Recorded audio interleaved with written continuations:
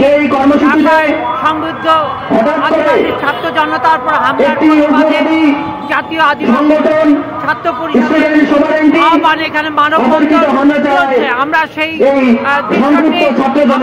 সরাসরি সাহেববাজার 0 পয়েন্ট থেকে দেখাচ্ছি।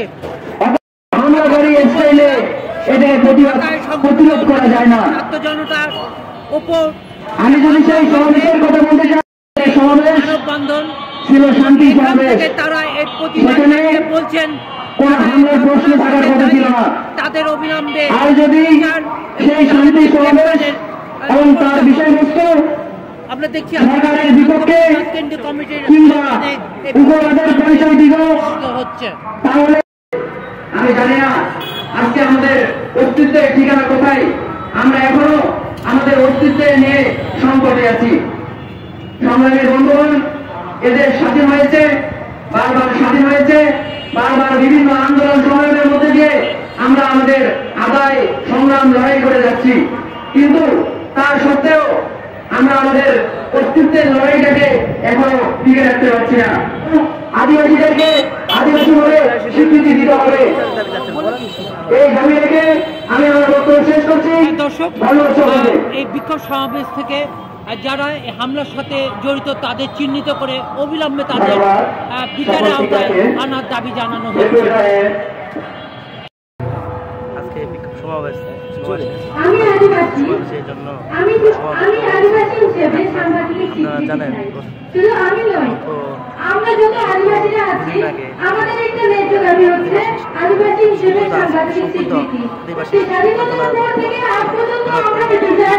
সমাবেশ থেকে প্রতিবাদ ও তীব্র নিন্দা জানাই।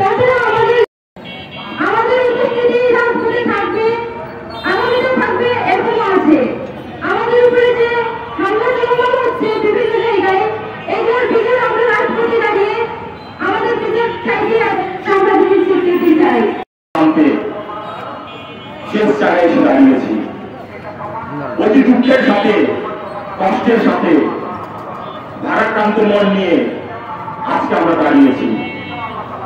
আমি বলতে চাই, আদিবাসীরা 1971 সালে সমাবেশ করেছিল।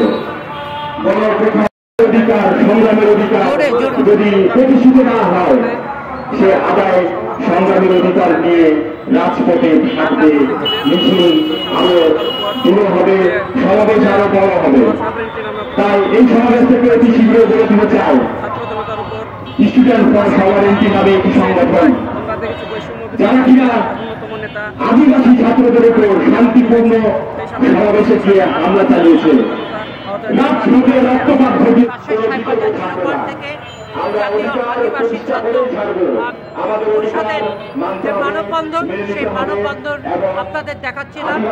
মনিরমের বাবু, জয় বাংলা, ক্যামেরায় ছোট সর্দার।